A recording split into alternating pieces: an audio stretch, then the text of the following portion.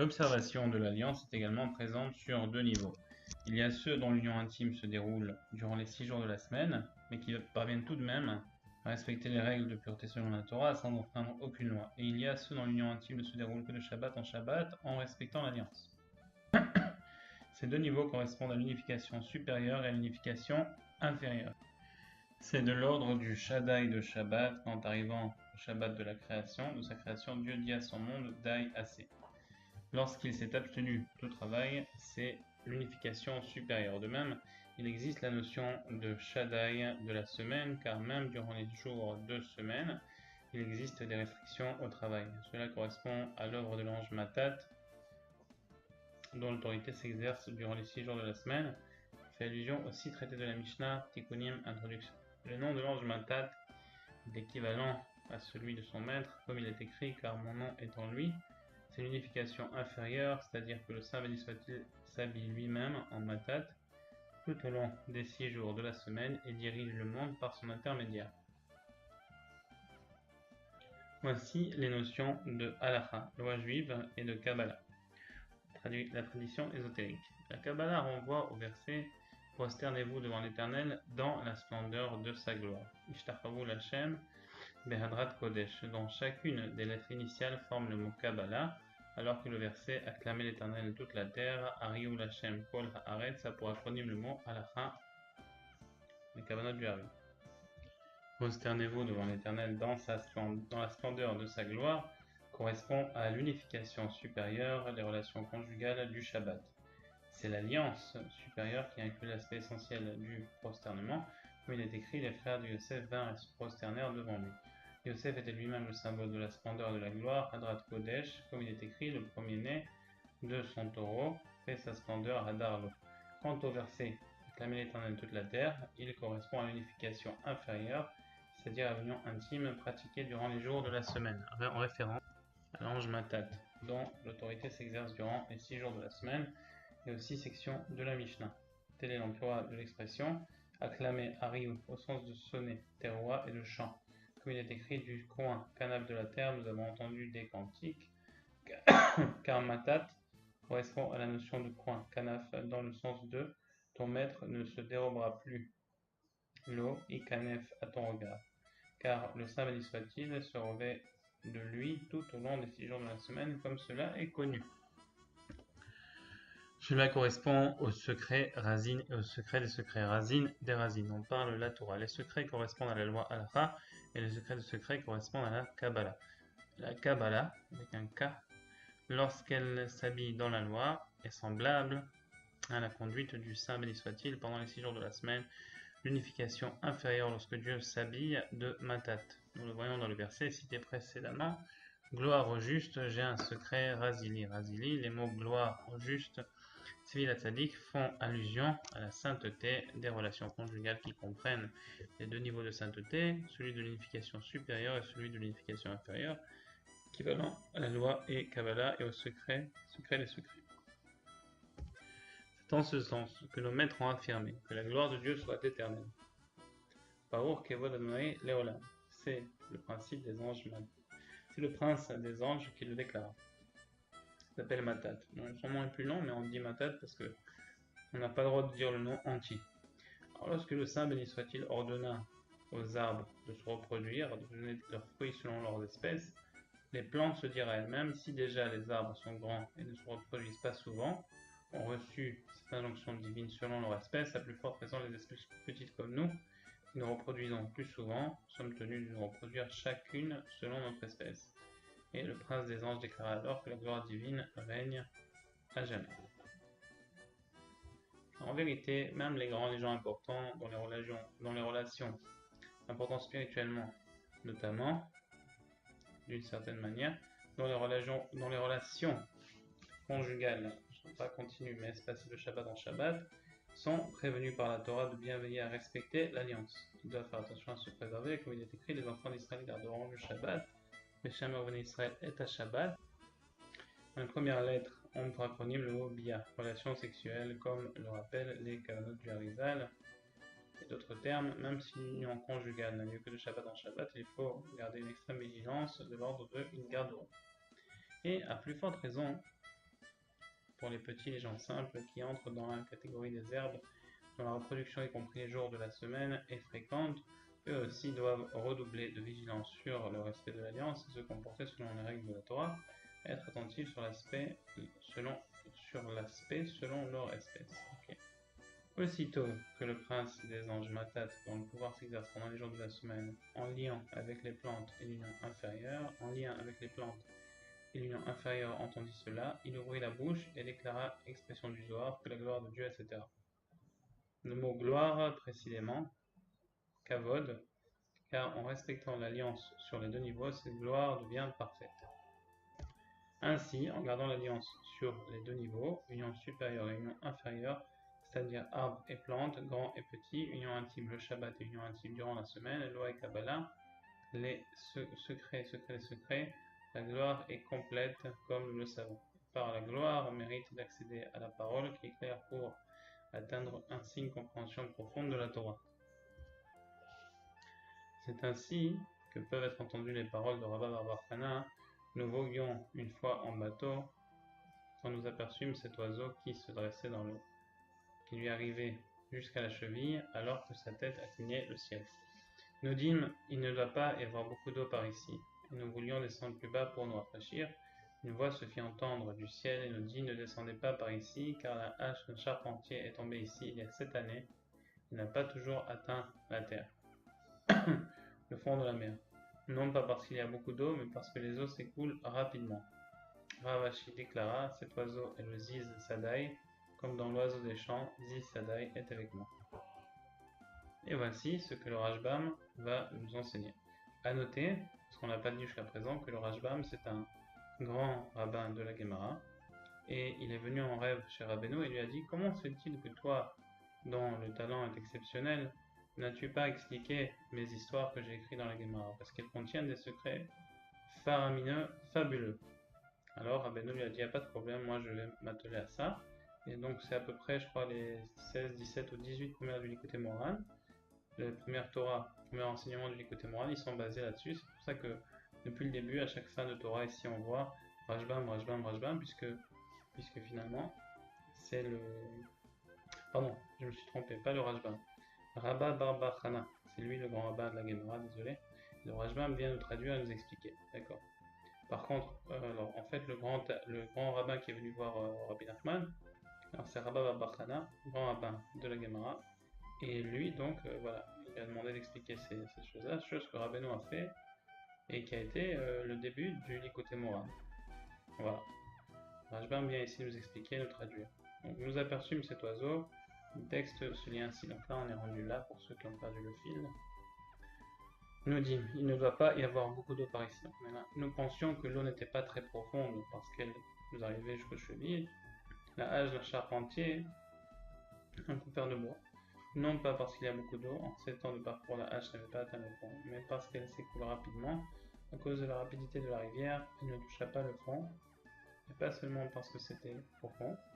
Ziz Sadai, l'oiseau des champs, est avec moi, sa tête arrivait au firmament. Cet oiseau fait allusion à la parole, il représente l'interface entre l'homme qui est formé de des eaux masculines et féminines, et les cieux qui correspondent à la compréhension de la Torah. Comme il est enseigné à propos du lépreux, la lèpre était la conséquence de la médisance qui devait apporter 2 oiseaux en expiation. Que vienne celui qui piaille et papote, l'oiseau et fasse expiation pour celui qui a piaillé et papoté par sa médisance. Qui se dressait dans l'eau, qui lui arrivait jusqu'à la cheville, la parole doit l'éclairer dans tous les endroits où il doit se repentir. Comme on l'a dit au début, donc c'est pour ça que c'est bien d'étudier la Torah à voix haute, comme on le fait maintenant, puisque c'est cette parole qui va devant nous comme une lumière pour nous éclairer au repentir. Et ce qui relève parfois de la catégorie, elle découvrit ses pieds et se coucha. En effet, la parole doit éclairer l'homme et lui montrer qu'il se trouve en bas, à un bas niveau spirituel. C'est la raison pour laquelle la parole est symbolisée par l'oiseau qui se dressait dans l'eau, qui lui arrivait jusqu'à la cheville. L'eau correspond à l'homme, qui provient des eaux masculines et féminines, comme nous le savons, alors que la parole est comparée à l'oiseau qui se dressait jusqu'à la cheville. Cette parole se trouve chez l'homme, située à un bas niveau, afin de l'éclairer comme dans le verset, elle découvrit ses pieds, et c'est qui se dressait dans l'eau, qui lui arrivait jusqu'à la cheville, comme nous l'avons vu. Nous dîmes, il ne doit pas y avoir beaucoup d'eau ici. Ils ont compris que l'on peut mériter la parole illuminée que si la gloire est complète. C'est-à-dire lorsque l'homme se considère à ses propres yeux comme étant néant et totalement insignifiant. C'est le sens de « il n'y a pas Aïn d'eau ». L'homme s'assimile au néant, Aïn. Nous voulions descendre plus bas au sens d'abaissement, en nous montrant humble et modeste, pour nous rafraîchir les accourer, comme dans le verset « Je rendrai les hommes plus précieux au pire que l'or pur ». En d'autres termes, cette pseudo-humilité avait pour finalité l'orgueil, c'est-à-dire d'être honoré et mis en valeur. Il y a des individus qui agissent de manière très humble afin de jouir des honneurs et des attentions accordées aux gens humbles, et c'est ce que l'on appelle la fausse modestie qui constitue en fait le comble de l'orgueil. C'est pourquoi nous voulions descendre plus bas, nous montrer humbles et insignifiants, pour nous rafraîchir la courée et par ce biais apparaître plus précieux. La courée, c'est les mêmes lettres que comme car, et c'est aussi comme yakar, donc précieux et froid, rafraîchir. Apparaître plus précieux et karim est important car la prétention est très méprisable. Une voix se fit entendre du ciel et nous dit « Ne descendez pas par ici, n'allez pas tenter de vous montrer petit et inférieur simplement pour être honoré et mis en valeur. » La voix céleste les mise en garde de ne pas feindre la modestie pour être l'objet de considération car la fausse modestie représente en fait le degré ultime de l'orgueil. La hache d'un charpentier est tombée ici il y a 7 années, n'a toujours pas atteint la terre. La voix céleste leur indiqua quelle était l'origine de l'orgueil, afin qu'ils s'en éloignent autant que possible, sans descendre par ici, c'est-à-dire sans essayer de paraître humble pour être mieux considérés, comme l'ont décrit nos sages de mémoire bénie, soit très très humble. Ceci pour nous enseigner que cet orgueil est une dégradation de l'honneur et de la majesté divine qui appartiennent au Saint béni soit-il. Ainsi qu'il est écrit, il, donc l'Éternel règne, il est revêtu, vêtements de majesté. Telle est l'allusion induite par les mots, une hache, Ratsina, est tombée, car ce terme indique également le verset, comme pour Bechitzno et le pan de son vêtement, qu'il ne remplit pas de gerbe. Charpentier, il s'agit du Saint béni soit-il, ainsi qu'il est dit, sur les eaux, il a posé ses voûtes, et par ailleurs votre Dieu est menuisier. La chute de ce vêtement divin entraîne ainsi des manifestations d'orgueil liées à la notion des 7 maisons d'idolâtrie. Donc là, il faut noter un concept important ici, parce que dans le monde, il y a les maçons, et on va pas entrer trop dans le sujet, mais en fait, eux, ils se basent sur ce verset-là. Bon, c'est bon parce qu'en étudiant l'écoute moine, on peut comprendre plein de choses sur les idoles d'Égypte et là sur autre chose. Comme il est marqué, c'est bien de les étudier pour s'en protéger, grâce au shalom de les pratiquer. Alors, votre Dieu est menuisier, et c'est pour ça que eux, ils ont toujours le symbole du compas et du jet de la charpente, etc., qui représente aussi autre chose. Et en fait, comme ils ne sont pas associés à Dieu, et ben automatiquement ils sont associés aux forces du mal. Et c'est pour ça qu'ils sont affiliés à des groupes. Mais bon, ça c'est pas le but du tout de cette étude. En tout cas, c'est simplement pour dire que ici, quand ça m'a frappé, quand c'est marqué votre Dieu est menuisier, alors là on voit que la chute de ce vêtement divin, d'accord, donc de la gloire de Dieu, entraîne ainsi des manifestations d'orgueil liées aux notions des 7 maisons d'idolâtrie, 7 maisons royales d'idolâtrie. C'est pour ça qu'aujourd'hui, ces maisons, elles existent toujours. Elles sont voilées, ça veut dire que le commun des mortels n'y a pas accès, heureusement d'ailleurs, mais quand on rentre dans ces cercles-là, effectivement, il y a toutes sortes de loges, de sectes et tout ça, qui sont liées avec ces 7 maisons d'idolâtrie. Et en fait, qui proviennent de quoi? De la manifestation d'orgueil qui est causée par la chute du vêtement divin. Et ensuite, c'est pour ça qu'ils disent votre Dieu est un menuisier, qu'en réalité, il est bien plus que ça. Il est tout. Dieu est tout et un, et ça c'est seulement nous, le peuple juif, qu'on peut vraiment le comprendre. C'est pour ça qu'il faut vraiment s'attacher à une humilité, et qui nous permet ensuite vraiment de comprendre que Dieu est un, et d'essayer vraiment de faire petit son orgueil personnel devant la gloire de Dieu, puisque c'est ça qui nous permet de comprendre sa grandeur, et conséquemment de nous préserver, même parfois subconsciemment, on sera préservé des 7 maisons d'idolâtrie qui sont vraiment de nos jours insigneusement tissées avec le tissu social ou bien le tissu de la vie de tous les jours. Voilà, donc c'était une petite parenthèse assez importante. On va recommencer ici le texte. Le charpentier, il s'agit du saint béni soit-il, ainsi qu'il est écrit sur les eaux, il a posé ses voûtes. Par ailleurs, votre Dieu est un menuisier, et la chute de ce vêtement divin entraîne ainsi des manifestations d'orgueil liées à la notion de cette maison royale d'idolâtrie, à cause desquelles les enfants d'Israël furent exilés de leur terre. Et c'est ce que nos sages affirment, les enfants d'Israël n'ont été exilés qu'à partir du moment où les 7 maisons royales ont servi pour l'idolâtrie. Et pour cette raison, l'idolâtrie est appelée gloire, comme il est écrit, comme la gloire d'un homme est d'habiter sa demeure. En effet, l'idolâtrie, qui constitue une forme d'auto-glorification, est générée par la chute de la gloire. Et à noter ici que le G ou le Gimel, il est similaire en hébreu, puisqu'en hébreu c'est Geout, comme c'est marqué dans le verset qui parle du vêtement d'Hachem justement, Adonai Malach Geout Lavesh, ce qui est aussi lié avec le concept de Ge, ce qui veut dire de fier en hébreu, et aussi en français on voit le mot gloire, Gava, gloire, Geout, etc. Conséquemment, c'est pour ça que vous avez le G. Le G qui représente le symbole des francs-maçons notamment, et ensuite avec leur compas, et le G comme Google, etc. puisqu'en fait, toutes ces idolâtries, elles convergent vers une sorte d'auto-glorification, et voilà, donc trêve d'explication, mais c'était simplement pour vous ouvrir les yeux vers quelque chose d'important, qui se trouve notamment omniprésent sur l'internet, sur les moteurs de recherche que vous utilisez, Google pour ne citer que, mais bien sûr presque tous les autres, et pour montrer en fait que nous, en tant que juifs, eh ben, un dérivé concret de ça, par exemple l'internet, d'accord? Aujourd'hui c'est ça le véhicule par lequel toutes les forces du mal, y compris et les forces du bien aussi, mais passent. C'est un flux d'informations, de connaissances, voilà. Ça permet d'arroser les gens de connaissances du bien ou du mal. Les élèves de Moshe ou de Bilham, voilà. Et en fait, sur internet, on peut dire ah moi c'est pas important, je suis capable moi-même de gérer tout, je vais pas mettre de protecteur pour internet, mais en fait c'est une genre de je m'en foutiste qui est lié avec une certaine gava, une certaine autoglorification, un côté hautain de dire ah moi je suis capable de. Mais non, on sait qu'on est fait, comme c'est marqué plus haut, on sait qu'on est fait de chair et de sang, qu'il faut se protéger.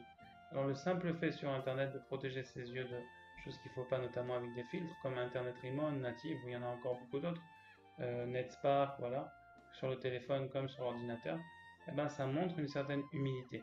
C'est pour ça que notamment dans la Torah, vous allez voir souvent quelque chose qui est peut-être pas compréhensible a priori. On dit que la femme, elle était habillée de manière modeste.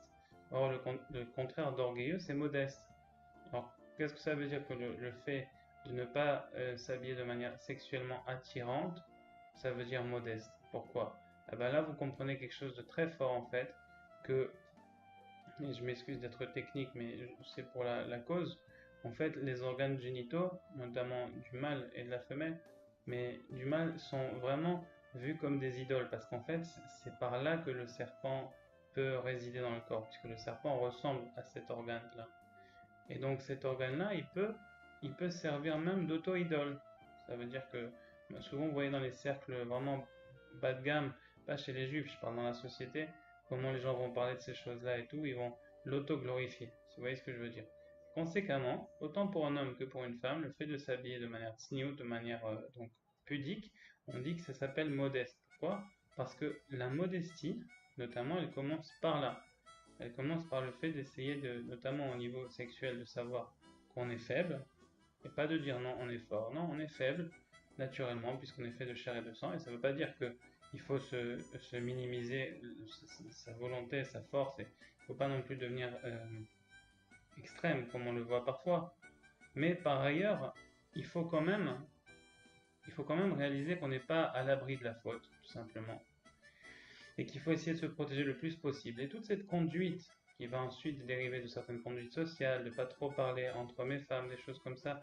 C'est pas pour être extrémiste ni pour être sclérosé, c'est simplement par humilité, pour éviter d'engendrer ne serait-ce qu'un dommage. Un foyer brisé par un adultère, ben, ça aurait valu la peine déjà que 1000 personnes agissent de manière un peu plus stricte qu'elles auraient fait en temps normal. Pas nécessairement parce que tout le monde en aurait eu besoin, de par, le caractère de chacun, le tempérament de chacun, mais il suffit que 2, 3, 4, 5, 10 sur les 100 ou sur les 1000 eh ben, auraient pu fauter, alors ça aurait suffi. Et quand on parle de fauter, on parle pas rien que de la faute personnelle devant Dieu et devant soi-même, on parle de la faute vraiment, on parle de la faute devant son prochain, de penser à sa femme, ça se fait pas, et vice-versa. Et c'est la confiance qui règne dans le couple, c'est ça la pureté et la sainteté d'un couple. En tous les cas, comme on avait presque fini cette Torah, je me suis permis d'élaborer un peu parce que parfois il y a des passages intéressants. Mais je fais, si vous êtes toujours avec moi, je fais une petite note pour finir. Si parfois ces diborim là, ces paroles, vous voulez avancer plus vite dans le texte, eh ben vous pouvez simplement avancer sur Google, sur YouTube, pour arriver au prochain paragraphe. Généralement, j'essaie de mettre chaque paragraphe en haut. Bon, parfois je le fais pas, mais en général. C'est-à-dire que quand vous voyez que ça prend trop de temps, ou qu'il y a un truc qui vous intéresse, alors bah, au pas, mais si parfois, parce que le but c'est pas de faire un commentaire, hein, le but c'est vraiment de lire et de vous assister. Mais s'il y a un truc eh ben, qui est trop long pour vous, alors moi je conseille tout simplement d'avancer sur le vidéo YouTube et puis d'arriver à l'endroit où est-ce que vous voulez arriver. Voilà. Quoi qu'en général, je fais pas tellement de commentaires, donc il n'y a pas de problème. Ok, alors vous m'excuserez. Pour cette raison, l'idolâtrie est appelée gloire, comme il est écrit, comme la gloire d'un homme est d'habiter sa demeure. Non, ça devrait attacher.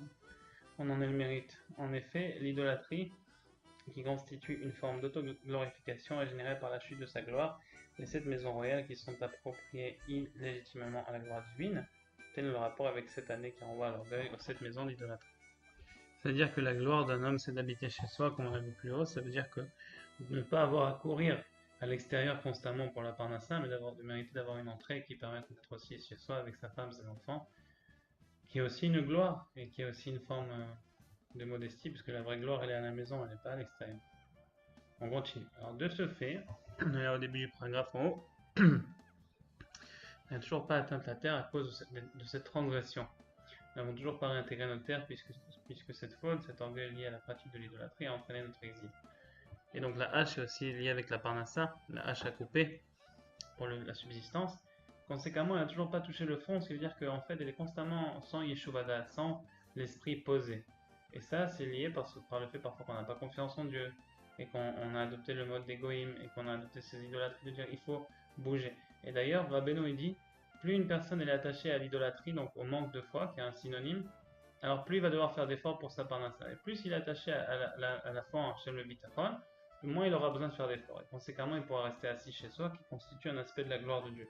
Et conséquemment, il faut essayer toujours de prier Hachem de s'enligner vers un mode de vie, Bezrat Hachem. C'est pas toujours facile. Dans l'immédiat, c'est parfois même impossible, mais qu'à long terme, on puisse mériter, nous et nos enfants, d'avoir des rentrées de parnassa. Et c'est possible avec l'aide d'Hachem, si on le veut et si on demande à Dieu avec le temps, d'avoir des parnassa plus tranquilles qui rentrent par ce qu'on appelle des revenus passifs ou autre chose que Dieu nous mettra sur le chemin.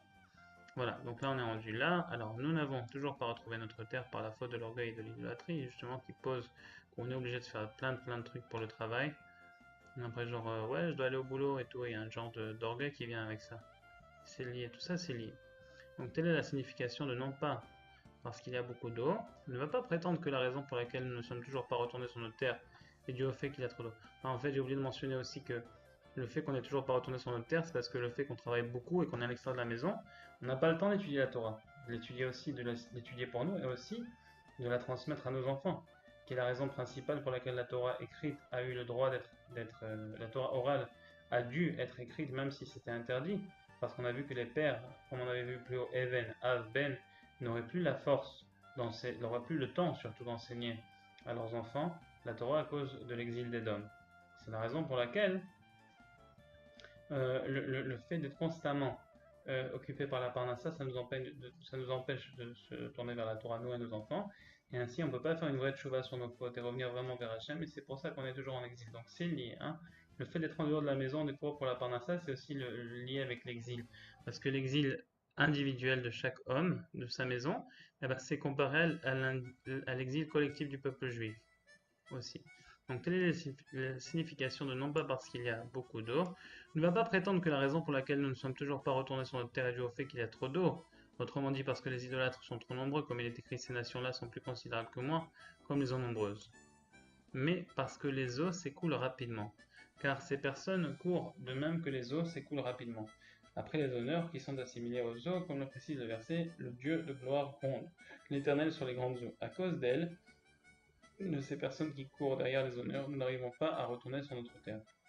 C'est que si l'exil est si long, c'est par la faute de l'orgueil, et la poursuite des honneurs. Et tout ceci est annoncé par la voix céleste, combien méprisable l'arrogance, à noter que la civilisation de consommation est aussi liée sur les orgueils pour montrer aux gens qu'on a comme tout le monde, et c'est aussi intimement lié à ça, ça mérite réflexion. Et l'homme doit prendre au maximum ses distances avec ce mauvais trait de caractère, et alors seulement la gloire divine sera complète. C'est à cette condition que l'on peut espérer d'atteindre le niveau de la parole qui est claire, évoquée par l'image de l'oiseau vu plus haut. Mais de quelle manière parvient-on à briser cette tendance à l'orgueil et au désir de la gloire personnelle pour rendre parfaite la gloire de Dieu? Par la préservation de l'alliance, le respect de la pureté sexuelle, l'unification supérieure et inférieure, qui représente aussi la modestie, comme on en a parlé plus haut. Et c'est le sens des paroles de Ravashi, cet oiseau est le Ziz Sadai. Il fait allusion à l'unification supérieure et inférieure. Par cette unification, par l'observance de l'alliance sur les deux niveaux, la gloire devient complète. Et quand la gloire, donc la gloire d'Hachem, atteint la perfection, on a le mérite d'accéder à cet oiseau, c'est-à-dire à la parole qui représente l'intermédiaire entre le ciel et la terre, comme nous l'avons vu, Ziz Mezouza. Ziz qui veut aussi dire bouger. Donc c'est lié avec ce qu'on a dit plus haut pour le travail, bouger, être en dehors de la maison. Donc Ziz évoque l'unification intérieure, liée à Matat au point de la terre, car il est dit dans Midrash Rabbah, donc le jour de la semaine, donc au travail, car il est dit dans Midrash Rabbah, il existe un oiseau qui, alors qu'il déploie ses ailes, assombrit le soleil, dont le nom est Ziz. Et telle est l'unification intérieure Matat, le coin de la terre dans lequel semble l'alliance supérieure, la dimension du soleil, Sadai, étant lié à l'unification supérieure, comme nous l'avons vu, Sadai, Shaddai, etc. Telle est la signification de ce verset introduisant cette étude, je suis l'Éternel, unification supérieure, et c'est mon nom, unification inférieure. Et mon honneur, je ne le concéderai pas à personne. Il s'agit de la notion de gloire rendue parfaite, ni ma louange aux idoles, comme il est marqué Adonai Malar Geot Lavesh, donc Dieu a régné et il s'est paré d'un vêtement de gloire, de grandeur, et donc ni ma louange aux idoles, il s'agit de la parole, comme il est écrit que ma bouche dise les louanges de l'Éternel, et je tout expliquer peu. Donc ça a rapport avec la Torah ensuite. J'aime qu'on ait le mérite de la faire bientôt. Voilà, donc cette Torah, c'était la Torah 11 du témoin, elle était vraiment magnifique, j'espère que ça vous a pas embêté, les petites parenthèses qui, mis à part cela, sont quand même assez intéressantes, et que Hachem nous aide à pratiquer toutes les paroles de Raveno du fond du cœur et de bien les comprendre et de les pratiquer surtout parce que c'est l'essentiel. Bisrut tous les tzadikim et Rabbi Nachman Meou. Shalom Chaverim, alors aujourd'hui on va faire la Torah 22 du Likutei Moharan en français, Bezrat Hashem, Bisrut Rabbeina, Nachman Meuman, donc 5e jour de Teshuvah après Rosh Hashanah, 5565. 5e chapitre du Sifra d'Etzniuta, donc on va 5e jour, 5e chapitre, il y a une corrélation. Au commencement, Dieu créa. Au commencement, parole, créa, demi-parole. Père et fils, caché et révélé, Éden supérieur qui est caché et dissimulé, Éden inférieur. Sache qu'il existe un sceau et un sceau inférieur à l'intérieur d'un sceau. Chotam, vechotam beto chotam. Il s'agit d'un sceau, chotam, comme d'une signature. Il y a des sermonneurs de la génération qui vont réprimander et faire revenir vers Dieu les enfants d'Israël. Ils sont associés à la notion de pied. Ils sont appelés pieds car ils sont les conseillers enseignants de l'Éternel, en ce sens qu'ils lui donnent des conseils, si on peut dire, mandatés par lui. Ils marchent vers Israël pour lui faire des remontrances et le ramener vers Dieu. Béni soit-il. Cette désignation fait référence aux pieds à cause du conseil, comme l'a développé Rashi sur le verset à propos de la sortie d'Égypte. Sors, toi, et tout le peuple qui est à tes pieds. Ceux qui suivent tes conseils, ils sont appelés pieds également du fait de la marche, car ils avancent, investis de cette mission de réprimande, comme nous l'avons dit. De fait, lorsque Dieu, béni soit-il, décrète un jugement sévère dans le monde, ce jugement est la Torah, car il s'agit nécessairement d'un jugement selon la Torah, et puisqu'ils, les justes, sont enseignants de l'Éternel, il prend conseil auprès d'eux et leur relève le jugement de Torah qui a été décrété sur la génération. Il dissimule ce jugement de Torah et le scelle comme une source scellée, afin d'empêcher les forces extérieures négatives de venir y puiser, de s'en nourrir, et d'éviter ainsi de faire de cet arrêt une sentence cruelle à Dieu ne plaise. Cela correspond directement au verset « Il faut tenir secrète ma leçon, sceller la Torah parmi les enseignants conseillés ». Le verdict de la Torah se trouve donc scellé par les enseignants de Dieu pour empêcher les forces du mal d'épuiser leur vitalité. Alors, aussitôt que le décret leur est révélé, les sermonneurs se mettent en marche pour réprimander la génération, la ramener au bien et adoucir ainsi le jugement.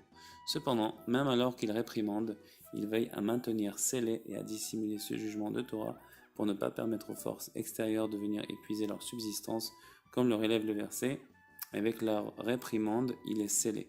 Pour tout cela, ils sont associés à la notion de sceau comme une signature. De ce fait, ces enseignants de l'Éternel augmentent la paix dans le monde. Comme il est écrit, tous tes enfants sont enseignants de l'Éternel, grande est la paix de tes enfants. Car ils se mettent en marche pour réconcilier et rétablir la paix entre Israël et son Père qui est dans le ciel. En effet, face à lui, béni soit-il, il minimise la chose, la faute des Juifs, et plaide en leur faveur. Au contraire, lorsque ces enseignants se trouvent face à Israël, ils exagèrent beaucoup la gravité de leur faute. Ainsi, nous avons déjà constaté ce comportement chez Moshe qui, lors de la faute du veau d'or, implora Dieu, béni soit-il, en ces termes, « Pourquoi déchaînerais-tu ta colère contre ton peuple ?» Alors qu'à l'inverse, face à Israël, il les réprimanda ainsi, « Vous avez péché d'une grande faute. » Mais lorsque le mal dans la génération l'emporte sur le sceau dont il a été question plus haut et qu'il l'endommage, à Dieu ne plaise, la paix se détériore du même coup dans le monde. Divorce et querelles, le contraire de la paix se produisent dans le monde, comme c'est suggéré, et de la terre on le bannira. Le sceau devient bannissement, nidat. Ces deux mots possédant la même valeur numérique, 454, comme cela a été rapporté. Mais il existe un sceau au-delà de ce sceau. Ce deuxième sceau apparaît associé aux mains qui vont recevoir les remontrances des sermonneurs, comme dans il scellera par la main de tout homme. Les mains symbolisent la foi qui accepte la réprimande, comme il y est fait allusion dans l'Éternel avait parlé par la main par l'intermédiaire de Moshe. Et lors de la guerre contre Amalek, dans les mains de Moshe était foi. Un tel sceau nécessite un redoublement de surveillance afin qu'il ne soit pas endommagé, afin que la foi ne soit pas altérée. En effet, si le sceau extérieur était endommagé, à Dieu ne plaise, les forces du mal pourraient alors approcher le sceau intérieur après avoir endommagé le sceau extérieur qui est la foi. Lorsque ce sceau extérieur représenté par les mains est endommagé, à Dieu ne plaise, l'hérésie, qui est le contraire de la foi, surgit et mène à des croyances mensongères. En effet, dans son essence, la force de l'idolâtrie n'a de pouvoir qu'à la hauteur de celui qu'elle reçoit des mains, comme dans « Il prit l'or de leurs mains et leur moula avec le poinçon », comme le rapporte le Zohar sur ce verset à propos du veau d'or. Comment ont-ils réussi à le fabriquer? Parce qu'Aaron prit l'or de leurs mains. Il l'avait jeté par terre, comme si ensuite il l'avait ramassé. Cette œuvre méprisable n'aurait pas réussi. A l'inverse, la réparation du sceau extérieur passe par les mains. Comme il est écrit, il remirent à Yaakov tous les dieux étrangers qui étaient dans leurs mains. Car au sceau, s'il est endommagé, se substitue le bannissement. Les deux termes ont la même valeur numérique, comme l'indique « vos mains sont pleines de sang ». On trouve en effet que la valeur numérique du mot « main », selon l'épellation des lettres qui forment ce mot, équivaut à celle de bannissement nidat, autrement dit à l'idolâtrie dont l'impureté égale celle d'une femme dans son cycle menstruel. Nida, banni, séparé, entraîne le bannissement. Il faut veiller à s'emplir les mains qui sont foi de l'éclairage des 7 bergers. Ces derniers incluent l'ensemble des dirigeants de la génération, comme dans à propos de la nomination des fils d'Aaron dans le désert pour le service du tabernacle, tu empliras leurs fonctions pendant 7 jours. En effet, ces bergers sont les bergers de la foi, chargés de l'affermir et de la parfaire. Leur appellation de berger provient de que la foi soit leur pâture, d'où vient pâtre, berger. Ce sont eux qui acheminent vers la génération l'essentiel de la foi d'Israël. C'est ce qu'évoquent tous leurs saints sont dans ta main, pour dire qu'ils incarnent l'ensemble des dirigeants de la génération qui reçoivent la foi main directement de Dieu. La même idée s'entend aussi dans fidèle vis-à-vis des saints. Moshe, qui est l'un des 7 bergers, a été appelé berger fidèle. Il est impossible de parvenir à ces bergers qui incarnent la totalité de la sainteté autrement que par l'audace, comme l'affirment nos maîtres de mémoire bénis, soit audacieux comme le léopard. Et tel qu'il est écrit, tu Dieu, le peuple dirigea par ta hardiesse vers ta sainte demeure sainte, pour montrer qu'il faut de l'audace, de la hardiesse, même terme en hébreu, pour pénétrer dans la sainteté. de la Hazout d'Ikdusha. C'est que la génération comprend également des bergers de l'autre côté, issus des forces impures, jouissant d'une grande notoriété, qui contraignent les gens à les servir et dont l'autorité s'exerce essentiellement avec effronterie. Il est dit en effet, l'effronterie règne sans couronne. Par leur effronterie, ils s'apparentent aux chiens dont il fait mention, les chiens effrontés. Tels sont eux-mêmes les bergers. Et c'est d'eux qu'il s'agit dans le visage de la génération ressemble à celui d'un chien. C'est la raison pour laquelle la seule façon d'échapper à leur emprise est de faire preuve d'une hardiesse suffisante pour résister à leur effronterie. De cette façon, avec audace, hardiesse et fermeté, on pénètre dans la sainteté, comme l'indique le verset « Tu, Dieu, le peuple dirigea par ta hardiesse vers ta demeure sainte ».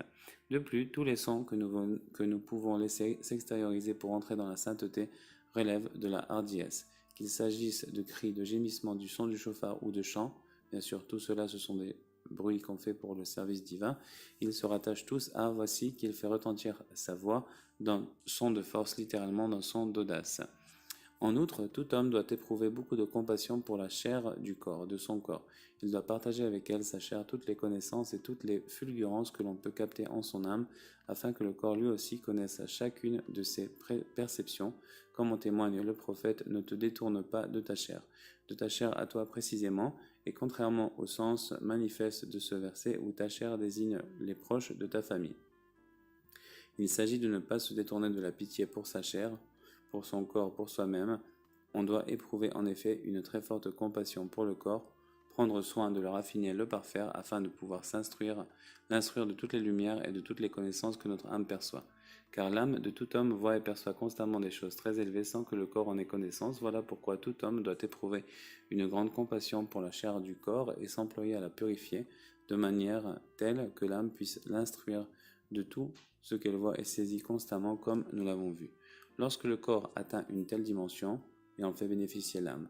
Si le corps est pur et brillant, l'âme, qui chute parfois de niveau, parviendra à s'élever pour revenir à son niveau antérieur grâce au corps.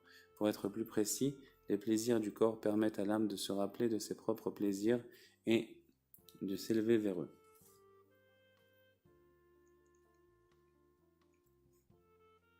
En effet, un corps bon et sain, instruit des trésors révélés par l'âme, ne se laissera pas piéger par les plaisirs de ce monde. En fait, l'âme pourra, grâce au plaisir du corps, réintégrer son niveau, ses propres plaisirs. De la même façon, les impressions du corps imprimées par les faisceaux de lumière que l'âme avait projetés sur lui auparavant permettent en retour à l'âme de se souvenir, de s'élever et de revenir à son niveau initial. Cela correspond à « de ma chair, je contemplerai Dieu ». De ma chair littéralement. En d'autres termes, c'est à partir de la chair du corps que l'on contemplera Dieu, que l'on percevra le divin. L'homme parviendra à contempler et percevra à partir de son corps les perceptions élevées que l'âme perçoit constamment, comme nous l'avons vu. Mais lorsque le corps se comporte avec effronterie, comme les chiens effrontés, l'âme ne peut être épaulée par le corps, ni s'approcher de lui pour l'informer de ce qu'elle perçoit. Elle risque alors d'être saisie par la force et l'effronterie du corps, tant le corps peut être effronté et puissant pour assouvir ses passions. L'effronterie pour la sainteté, c'est-à-dire les sons évoqués plus haut, s'avère dans ce cas indispensable. C'est ainsi grâce à eux que l'on brise l'effronterie du corps. En effet, un gémissement brise le corps de l'homme. En brisant l'effronterie et l'arrogance du corps, l'âme pourra se rapprocher du corps sans être prisonnière. C'est là le sens du verset « À cause du son de mon gémissement, mon os est collé à ma chair ». L'os atzmi, c'est l'âme car elle constitue l'essence etzem de l'homme. En effet, l'âme, élément fondamental, éternel, constitue l'entité principale de l'homme qui est appelée moi. Atzmi, chez lui. Les mots os, essence et je, moi, sont un seul terme en hébreu. L'effronterie du corps dans la recherche de ses plaisirs a pour conséquence d'éloigner de sa chair et de son corps l'âme qui est l'essence du corps. Toutefois, le son du gémissement lié à l'audace sainte, comme nous l'avons vu, a pour effet de briser l'effronterie du corps et de permettre le rapprochement de l'os et de la chair, c'est-à-dire le rapprochement de l'âme et du corps. Telle est la signification de « à cause du son de mon gémissement, mon os a collé à ma chair », comme nous l'avons vu. Les notions de son des téchiotes et de son de mes gémissements sont équivalentes. Elles brisent le corps de l'homme, comme dans le chauffard sonnerait dans une ville et ne mettrait pas le peuple en émoi. Ces notions liées au son, permettent de se relier au berger dont nous avons parlé. C'est ce qu'évoque la série de 3 catégories du son du chauffard, Tekia, Shevarim, Teroua. Tekia, son long ininterrompu, correspond au son un son de force. Shevarim, sont brisés en trois de même durée permettent de briser l'effronterie du corps. Teroua renvoie et à toi tu feras paître mon peuple, qui fait référence au berger saint. Il est en effet impossible de se rapprocher d'eux autrement que par l'audace sainte, liée à cette notion de son de sainteté, elle-même liée au son du chauffard, comme nous l'avons vu. C'est de cela qu'il est question à propos de la circoncision, alliance des mâles du clan d'Abraham, dont il retrancha la chair de leur excroissance ce jour même. Littéralement, dans l'essence de ce jour, et dans ce jour même, Abraham fut circoncis. Ce jour correspond au son du chauffard, qui est un commandement qui ne s'accomplit que le jour, comme l'Éternel t'exaucera au jour de détresse. En effet, le son du chauffard permet le retranchement et la brisure de l'excroissance de la chair, la circoncision, et la chair reçoit ainsi la lumière de l'essence. L'ensemble du genre humain intègre également ces notions d'essence, âme et de chair. Le sage véritable correspond à l'âme du peuple qui se trouve en dessous de lui. Il évoque la dimension de l'essence etsem du peuple qui lui incarne la dimension chair. Ainsi, lorsque les gens se comportent avec le sage comme une chair, à l'instar de la chair du corps fixé à l'os humain, ils entendent le son du gémissement, c'est-à-dire la voix du sage, et celle-ci brise leur corps comme le gémissement brise, etc. De fait, il peut s'appuyer sur eux et se rapprocher d'eux car il procède à la chair comme du son de mes gémissements, mon os accolé à ma chair comme nous l'avons expliqué. Par contre, les enfants d'Israël, n'entrent pas dans la définition de chair, ils n'entendent pas du tout le son du gémissement dont nous avons parlé. Et quand bien même l'entendraient-ils, ils n'entendent pas le son lui-même, mais seulement le son de l'écho. Voici ce qu'est le son de l'écho. Sache que lorsque s'éveille le son de sainteté, se réveille du même coup le son de l'autre côté de l'impureté. En effet, les fautes du peuple d'Israël créent des forces destructrices. Ces dernières crient « Donne-nous à manger, donne-nous notre vitalité ». Lorsque la voix de sainteté ne se renforce pas ni ne se réveille, les voix de l'impureté restent au repos. En revanche, dès que la voix de sainteté s'éveille, elle s'éveille aussitôt et commence à crier contre lui et à l'accuser. Telle est la voix de l'écho provoquée dans son village dans son sillage par la voix de sainteté.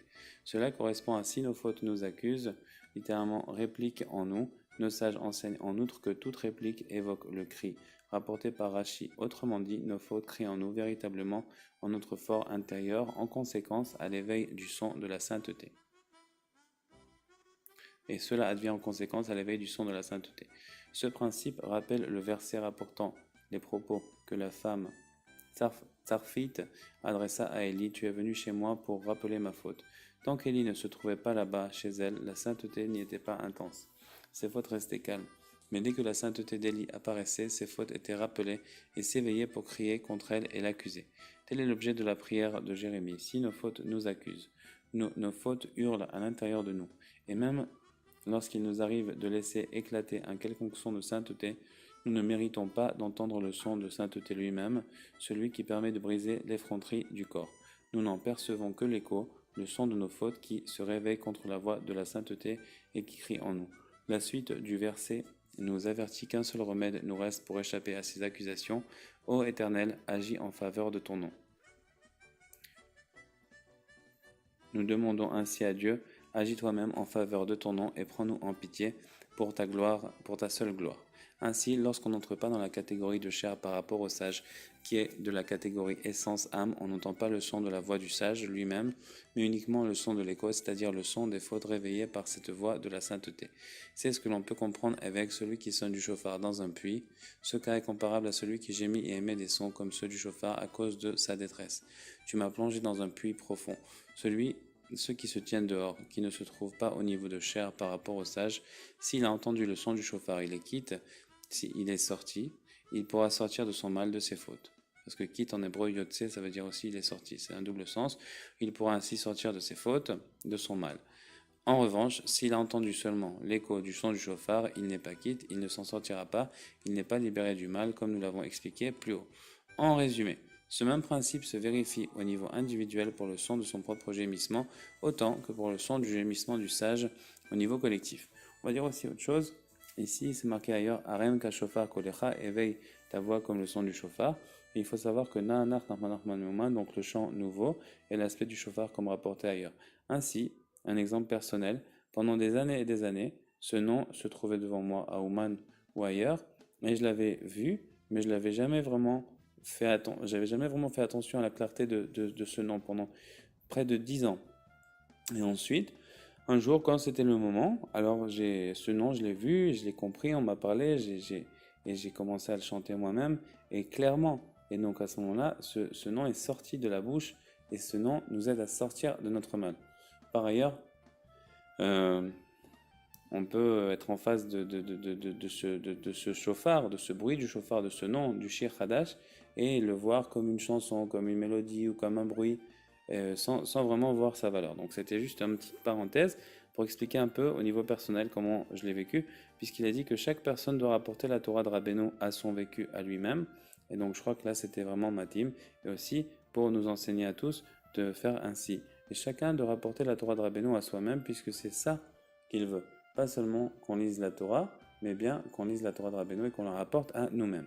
En résumé, ce principe se vérifie au niveau individuel pour le son de son propre gémissement, autant que pour le son du gémissement du sage au niveau collectif. On ne peut entendre le son de son propre gémissement si l'on ne correspond pas au niveau de chair. Compte tenu de l'éloignement de notre corps par rapport à notre âme, on n'entendra que le son de l'écho. En ce qui concerne l'homme lui-même, l'éloignement considérable entre son corps et son essence, son âme en est la cause. Une telle distance ne lui permet pas d'entendre le son de son propre gémissement. Il en va de même pour le son du gémissement du sage. Si on ne se trouve pas comme une chair par rapport au sage, on n'entendra pas sa voix, mais seulement le son de l'écho. On parvient à ce niveau de chair par le service. Pour devenir chair du sage, il faut le servir. Donc le servir, c'est-à-dire vraiment... oui, le terme c'est le servir, mais être près de lui. Et le servir comme un servant servirait son maître. Et par là, on apprendra plein de trucs et on deviendra comme un corps pour lui, qui est l'âme, comme une chair pour lui. Lorsque l'homme se met au service d'un sage, il relève de la dimension de chair par rapport à ce sage. Comme on l'a expliqué de la même façon, lorsque le sage se met au service de l'âme, en accomplissant des commandements concrets, le corps entre alors dans un état de chair par rapport à l'âme. Ainsi, la chair évoque cette dimension. Dès lors, à Jérusalem, j'enverrai un messager Mévasser, depuis la chair Mi-Basser, qui a été circoncis, dont nous avons parlé. Jérusalem, la ville fidèle, Kriané et Mana, trouve sa perfection. Et donc, on voit que Rabbi Israël a habité à Mévasseret Sion avant d'habiter à Jérusalem. Et en d'autres termes, l'effronterie du corps, l'effronterie de l'autre côté, se brise au moyen de l'audace sainte, liée à tous les sons de sainteté. Sans briser l'effronterie impure, il est impossible d'approcher les justes véritables de la génération. De ces derniers, on reçoit la totalité de la sainteté qui n'est autre que la foi. C'est donc ainsi que l'on mérite la foi, en méritant de se rapprocher de s'approcher et de ces justes et d'adhérer à eux. On mérite ainsi une foi émouna parfaite, qui est l'attribut de Jérusalem, la ville fidèle, Ne'eman, digne de foi, comme cela a été rappelé. Et c'est aussi une autre explication qui vient expliquer que, mis à part le fait que Na'anach Nachman Meuman, qui veut dire que Rabbi Nachman vient de Ouman, on voit aussi une autre explication de Me'ouman, qui est aussi un signe de fidélité, signe de Jérusalem, comme on l'a vu ici dans cet enseignement 22 au point 8. On parvient à l'audace sainte au moyen de la joie, comme dans « Car la joie en l'Éternel est votre force, audace témérité ». Autrement dit, on y accède grâce à la notion de « nous ferons et nous comprendrons » Naaseh Venishma, qui représente la joie. Nos sages de mémoire bénie enseignent en effet lorsqu'Israël déclara « Nous ferons et nous comprendrons » 60 000 anges descendirent du ciel et posèrent leurs deux couronnes sur la tête de chacun d'eux, etc. Mais ils en furent dépossédés lorsqu'ils fautèrent avec le veau d'or, etc. Dans les temps futurs, le Saint béni soit-il leur restituera les couronnes, comme il est écrit, une joie éternelle sur leur tête. Il apparaît donc que nous ferons et nous comprendrons représente la notion de joie équivalent à une joie éternelle sur leur tête. Et sache que les deux ornements qui les couronnèrent sur le mont Horeb grâce à nous ferons et nous comprendrons correspondent au commencement, il créa, comme nous le rapporte le Sifra de Tzniuta. Nous pouvons maintenant développer l'introduction de cet enseignement. Au commencement, parole, créa, demi-parole, révélé et caché. Éden supérieur qui est caché et dissimulé, et Éden inférieur. Sagesse supérieure et sagesse inférieure, père et fils. En effet, nous ferons et nous comprendrons correspond à la notion de caché et révélé. Nous ferons renvoie au révélé. Il s'agit des commandements que chacun peut accomplir à son niveau. Et nous comprendrons renvoie au caché, dimension plus élevée que nous ferons et donc caché, ne relevant pas d'un culte, d'une pratique religieuse précise. Ainsi, chaque commandement est entouré de paroles. En effet, pour chaque injonction de la Torah, d'accomplir un commandement, il existe également des énoncés complémentaires, comme par exemple Dieu parla à Moshe, et d'autres paroles relatives à ce commandement.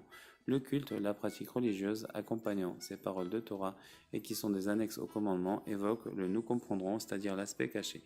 Nous pouvons en effet accomplir le commandement lui-même, en revanche, nous ne savons pas de quelle pratique accompagner ces paroles.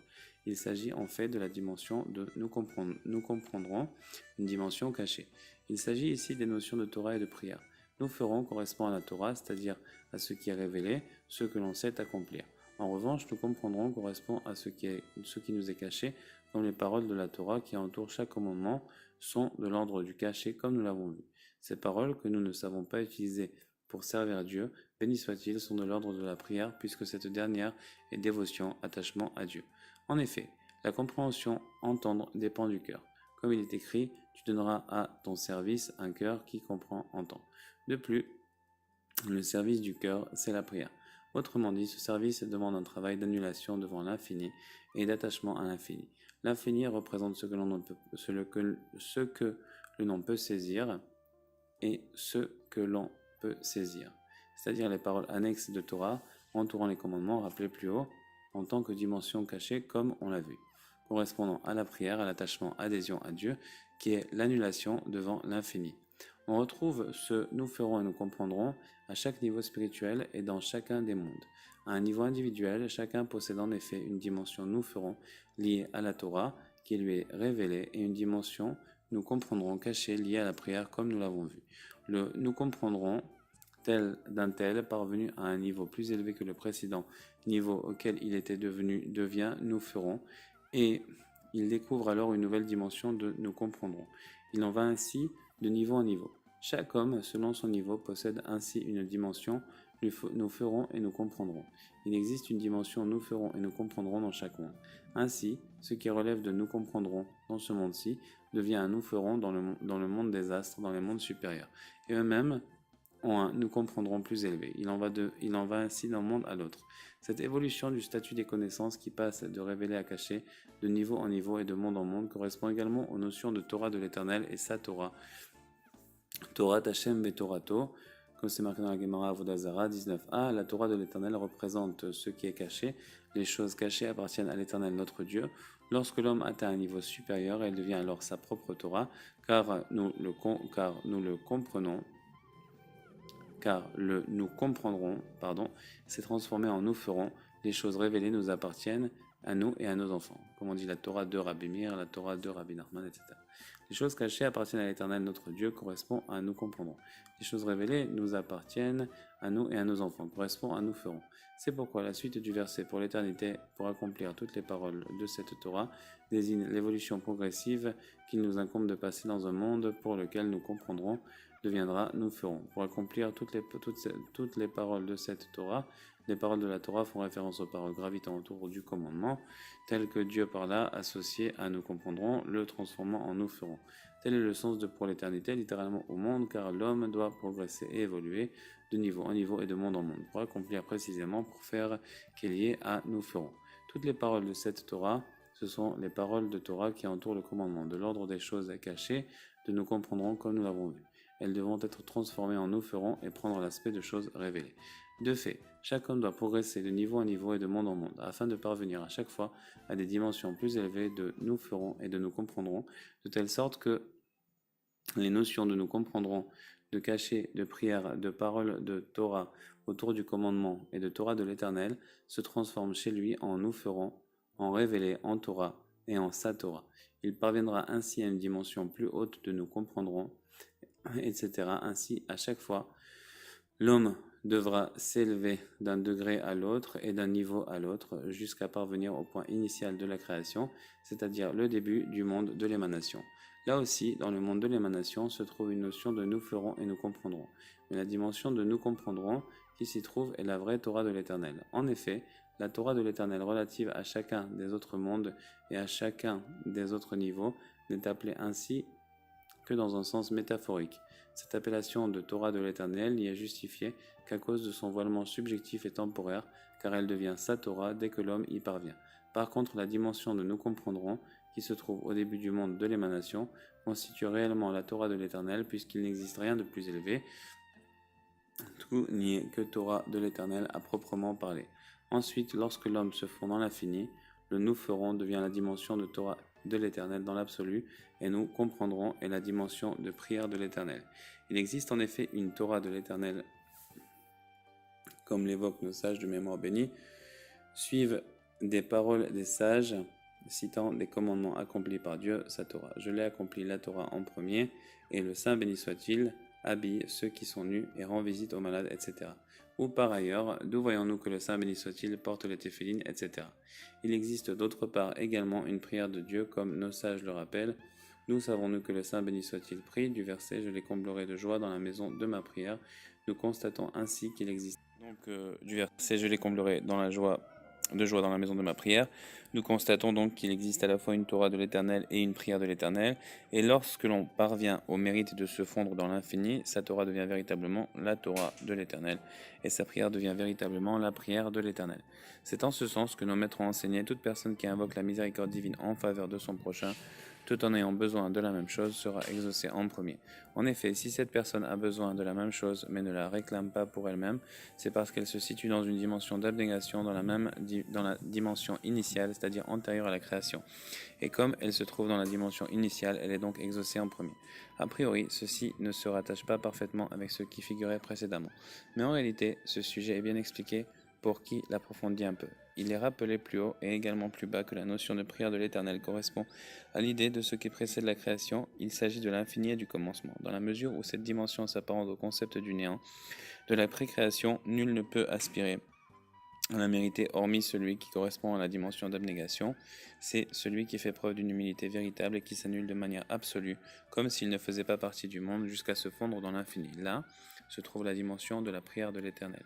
Le sujet qui suit, traitant de l'enseignement de nos sages, Rabbi Éléazar le Petit, qui fut soupçonné d'orgueil et que l'on emprisonna, etc., s'y rattache parfaitement, voire sur place. Il ne paraît pourtant pas y avoir de rapport entre le thème de la faute de l'orgueil et notre Torah, cet enseignement, qui ne traite pas du tout de l'orgueil. Mais en réalité, à partir de ce qui a été expliqué, il apparaît clairement que tout ce qui a été exposé, à savoir comment parvenir à la dimension nous ferons et nous comprendrons dans la Sevenishma, la plus haute, tout ceci s'apparente à la notion de fusion dans l'infini, dans l'origine de la création. Tout cela ne peut être acquis que par l'humilité véritable de l'ordre du néant de la précréation, comme nous l'avons vu plus haut. Dès lors, le lien entre le principe, celui qui prie pour son prochain, etc., est exaucé en premier, et cette Torah devient parfaitement claire. Celui qui prie en faveur de son prochain pour une chose dont il a pourtant lui-même besoin appartient à la dimension de l'humilité, entre dans l'ordre du néant, de la précréation, car il fait preuve d'abnégation. Insensible à son propre intérêt, il ne ressent que la détresse de son prochain. Par cette abnégation, il se fond dans le néant, qui se rattache aux dimensions de commencement et d'antérieur à la création, de nous comprendrons et de prière de l'Éternel, comme nous l'avons vu. Il est exaucé en premier, car il correspond à cette dimension initiale. Il s'agit des concepts de père et fils, parole et demi-parole. Le nous ferons, naasé, correspond aux dimensions de ce qui est révélé, niglé, Torah, a créé, bara, fils, ben, Eden, tarton, Eden inférieur, sagesse inférieure, chokma, tata, demi-parole, chatzima ama.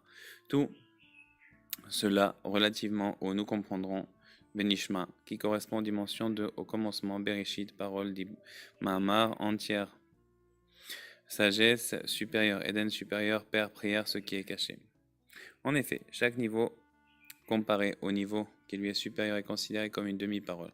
Ainsi, par exemple, lorsqu'un père parle, il prononce une parole entière complète. Mais lorsque son jeune fils répète les paroles de son père, lorsqu'il apprend à parler, il parle seulement de manière morcelée, des bribes de phrases demi-paroles.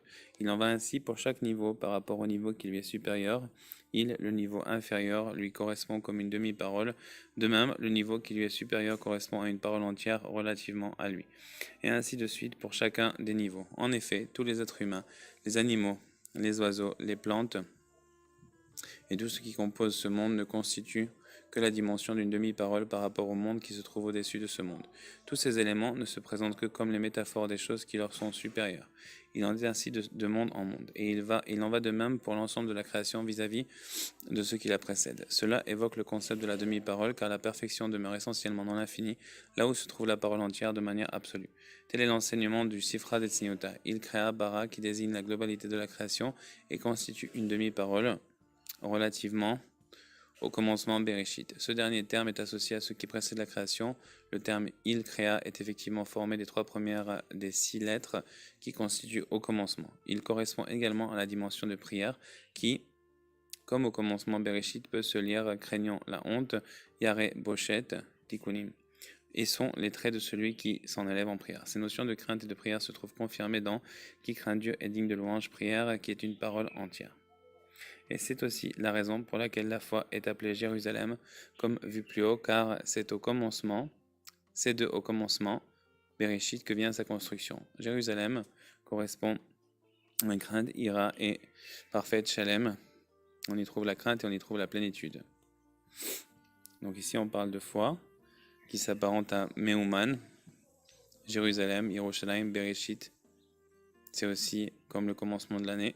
Et le nom Jérusalem provient de ces deux notions et de leurs interrelations. De même, au commencement, Bereshit se lit craignant la honte, Yare Boshet, et constitue une parole entière. Les notions de crainte et de perfection sont ainsi liées à Jérusalem. Amen. La foi provient des bergers, comme nous l'avons vu, et il est impossible de les approcher sans l'audace, comme nous l'avons vu. Nous avons vu également que l'on obtient l'audace par la joie et que l'on mérite de recevoir cette dernière par les dimensions nous ferons et nous comprendrons, liées à celles de Torah et prière, comme rappelé. Cependant, la joie parfaite est obtenue essentiellement par la crainte, comme il est dit, réjouissez-vous dans la crainte.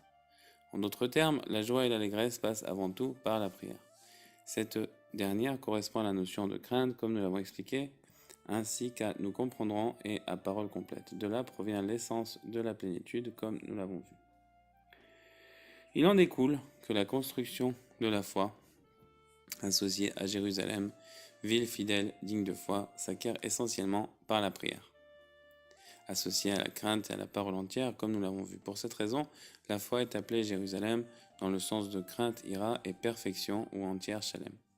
En effet, sa construction s'effectue principalement à partir de la notion de crainte, de parole entière, correspondant au commencement, qui se lit craignant la honte, Yare Boshet, et qui constitue une parole entière, comme développé plus haut. Tel est le sens de le témoignage de l'Éternel est digne de foi. Le témoignage et doute de l'Éternel rappelle les ornements, Adaïm, dont nous avons parlé.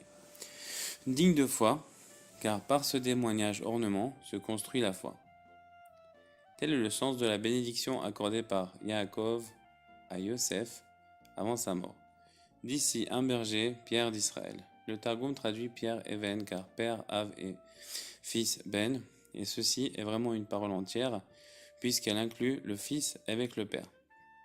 La demi-parole correspond au fils uniquement, alors que la parole entière inclut ensemble le père et le fils. À ce stade, tout est englobé dans le même ensemble. Nous apprenons ainsi que l'on parvient à la dimension berger en nous rattachant à la parole entière. C'est ce qu'implique d'ici un berger, Pierre d'Israël.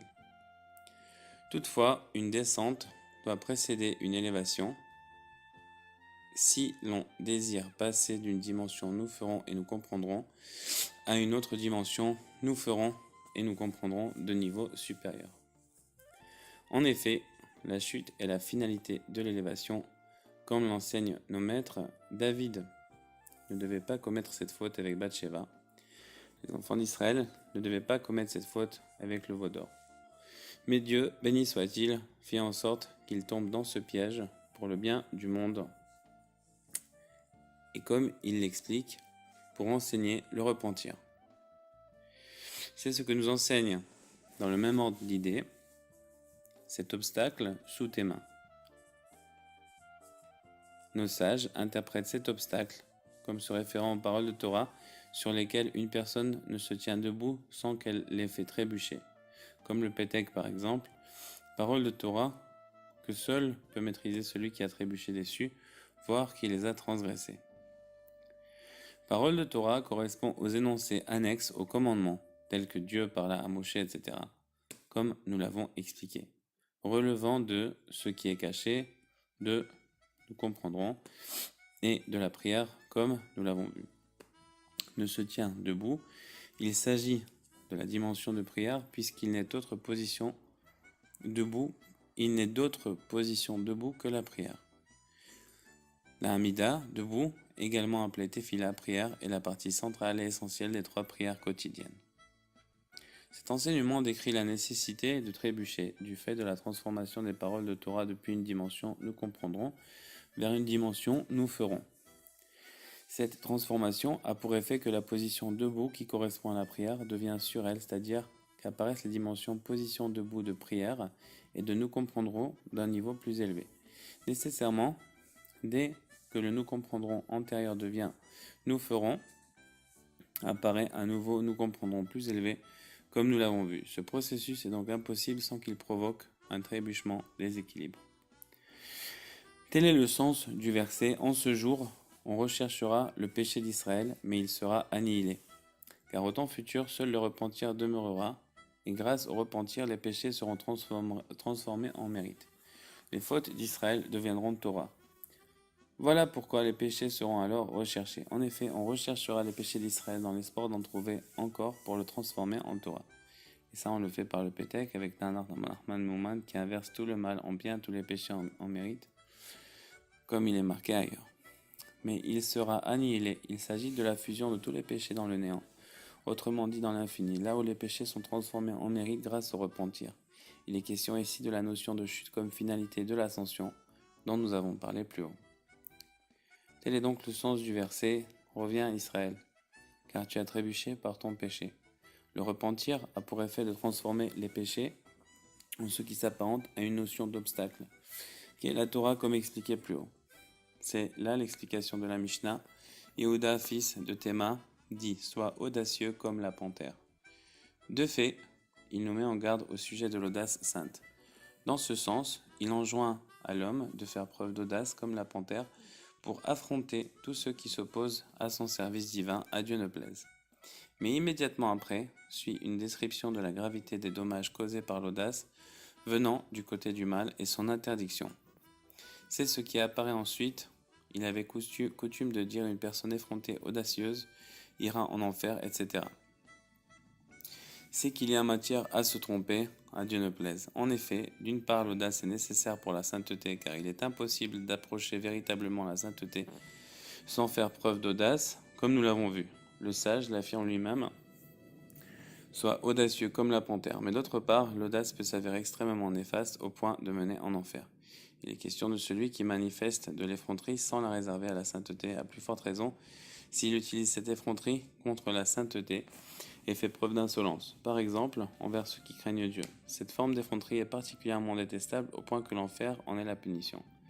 Dès lors, tout le bénéfice de l'audace disparaît, car on ignore comment se comporter, comment distinguer avec certitude l'audace sainte de l'effronterie impure. Donc ça c'est une question. C'est pour cela que le sage prononce cette prière, que ta volonté soit de reconstruire ta ville, Jérusalem, au plus vite et de nos jours. Il y a ici, a priori, une grande bizarrerie digne d'étonner chacun. Que vient faire la juxtaposition de cette prière avec ce qui précède ? En outre, il n'est pas habituel de voir une Mishnah adresser une prière ou une requête quelconque au milieu de l'enseignement. Mais ceci se comprend aisément. Donc là, on avait vu, ici, on disait quoi ? On disait Aspanim la Geinam, donc ceux qui ont de l'audace, ils vont en enfer, et après, que ta ville soit reconstruite. Alors, on va essayer de comprendre le lien. En effet, ce sage a prié précisément pour mériter de savoir comment se comporter en matière d'audace. Le sage prie ici pour se préserver totalement de l'effronterie, des forces du mal, et pour se concentrer exclusivement sur l'audace sainte, grâce à laquelle Jérusalem, cité fidèle, peut être reconstruite. Il demande en d'autres termes de recevoir une audace susceptible d'assurer le mérite de la foi. Comme nous l'avons rappelé par ailleurs, il est impossible de se rapprocher des justes véritables sans audace. Ces justes incarnent la dimension globale des 7 bergers, eux-mêmes représentant la dimension globale de la sainteté. C'est essentiellement grâce à eux que se répand la foi, comme expliqué plus haut. La condition pour parvenir à ce stade nous est fournie par la fin de cette Mishnah.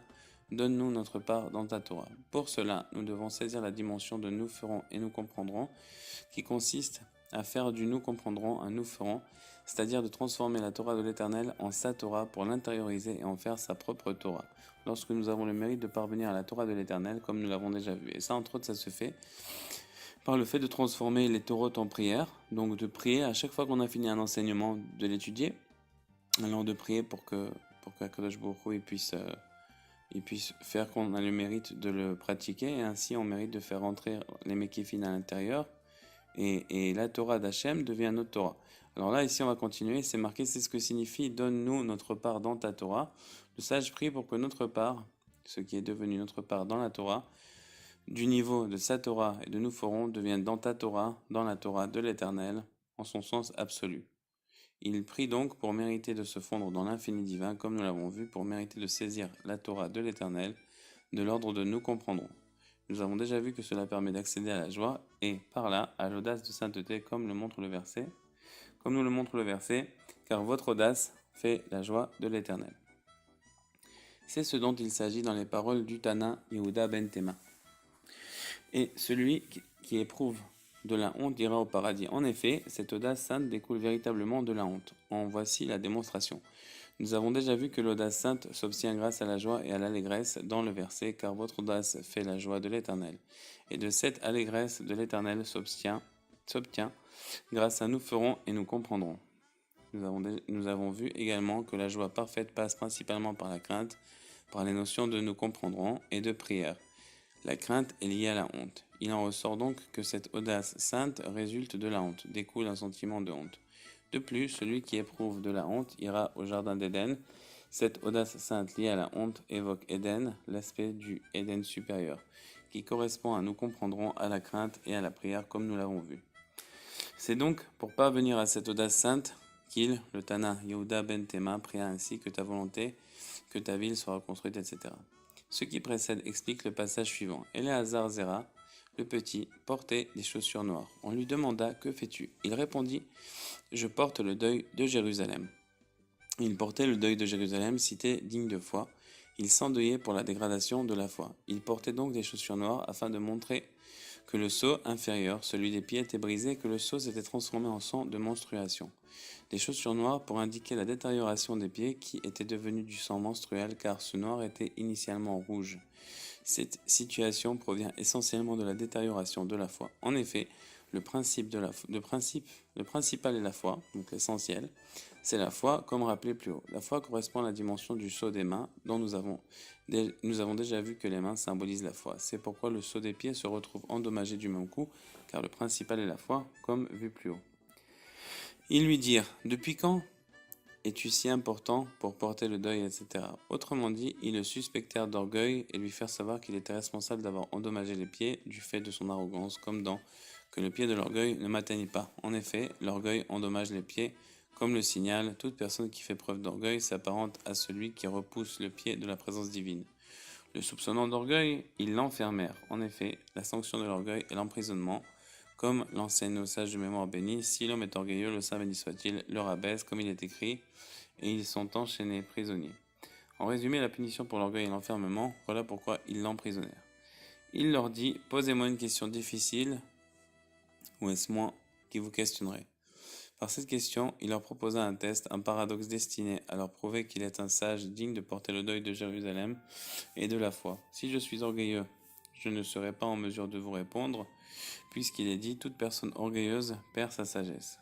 Il leur demanda si quelqu'un a abattu un dattier bourgeonnant, appartenant à autrui. Comment devra-t-il le dédommager ? Abattre un dattier bourgeonnant symbolise le défaut de l'effronterie. Le dattier bourgeonnant, Koufra, représente à la fois l'effronterie et les sons, comme dans le verset « Les lionceaux, à Képhérim, rugissent après la proie ». Il leur demanda donc d'évaluer le prix à payer pour celui qui est fourvoyé dans cette effronterie. Ils lui répondirent, il doit payer la valeur d'un dattier bourgeonnant. Il doit payer exactement le dommage qu'il a causé. Il rétorqua, mais les bourgeons deviendront des dattes. En effet, l'atteinte à l'effronterie a des conséquences. Elle peut entraîner une détérioration de la foi. Il s'agit bien de la foi auquel les dates tamrées font allusion, comme est-ce qu'un peuple a mangé Achémir, c'est Dieu. Mon peuple a abandonné Hémir, ma gloire. Où le prophète reproche aux Juifs leur infidélité, c'est-à-dire de ne pas être dignes de foi. Ils répondirent qu'ils paient pour des dates, au prix fort, comme il convient pour la dégradation de la foi. Mais ils ne sont pas encore devenus des dates, quoi qu'il en soit, il n'est pas encore parvenu au stade de l'hérésie. Il répondit, il devra payer un 60e. Il s'agit de l'enfer. En effet, le monde entier représente un 60e de l'enfer, et une personne effrontée ira en enfer.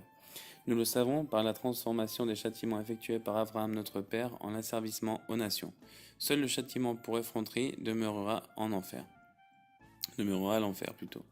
Par conséquent, celui qui faillit à l'audace sainte pour la remplacer par l'effronterie des forces du mal devra payer un 60e, autrement dit ira en enfer comme nous l'avons vu.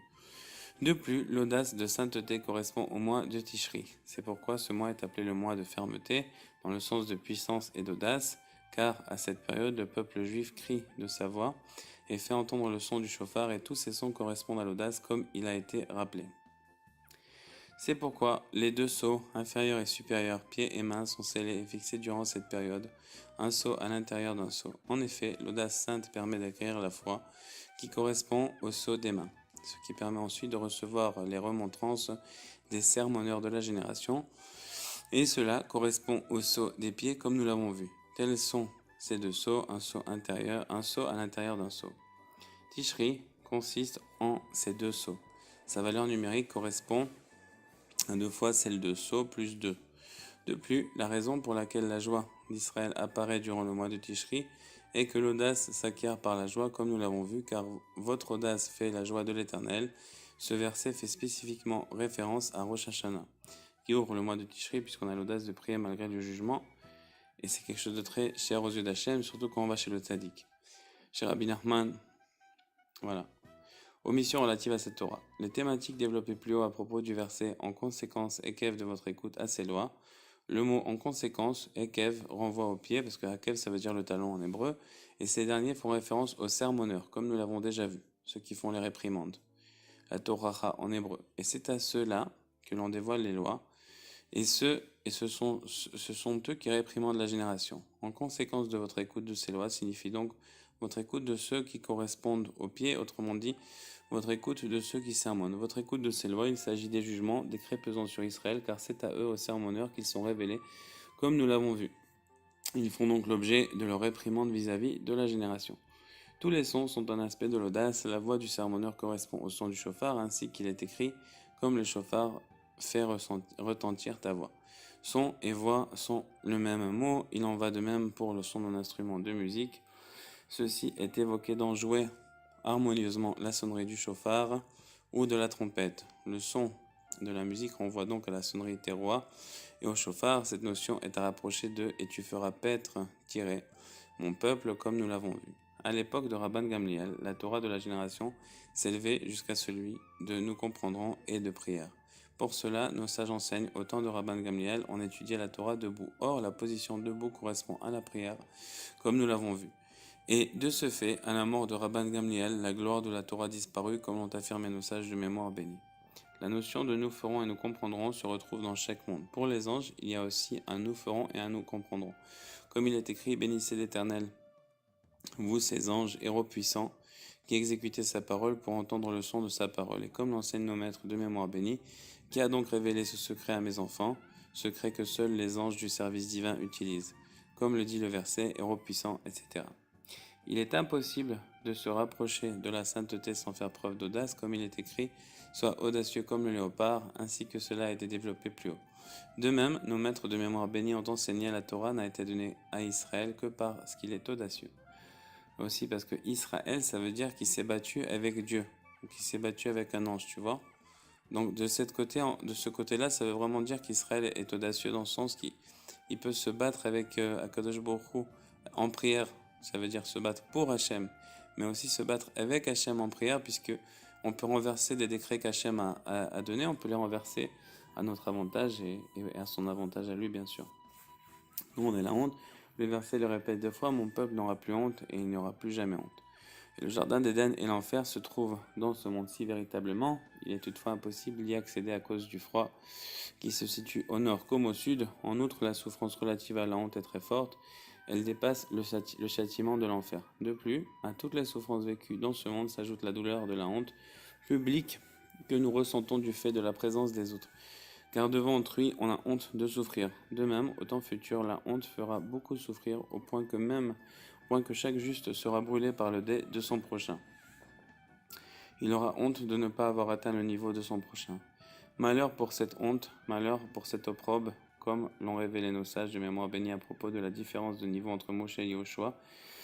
qui malgré sa sainteté, on parle de Yahushua, se trouve pourtant à une telle distance de son maître, de Moshe. Le visage de Moshe était semblable à la face du soleil, le visage de Yahushua comme la face de la lune. Malheur pour cette honte, malheur pour cet affront, etc.